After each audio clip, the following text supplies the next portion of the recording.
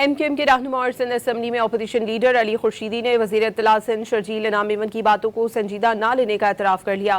फातिमा जिन्ना की बरसी के मौके पर मीडिया से गुफ्तगू करते हुए अली खुर्शीदी ने कहा कि पीपल्स पार्टी सदर ममलिकत का इस्तीफ़ा ले आए। MQM की 2 वजारतों के इस्तीफ़े हाजिर हैं।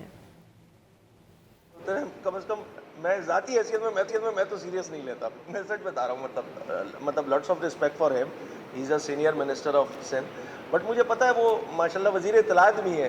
तो आपको पता है, आप सब माशाल्लाह बेहतर अंदाज से समझते हैं चीज़ें, कि वो मार्केट में इन रहने के लिए ना इस तरह के स्टेटमेंट्स दिए जाते हैं। देखिए, हमारे 2 वफाकी वजारतें देने से ये सारे मसले हल हो जाते हैं, तो बाबा बिस्मिल्लाह करें।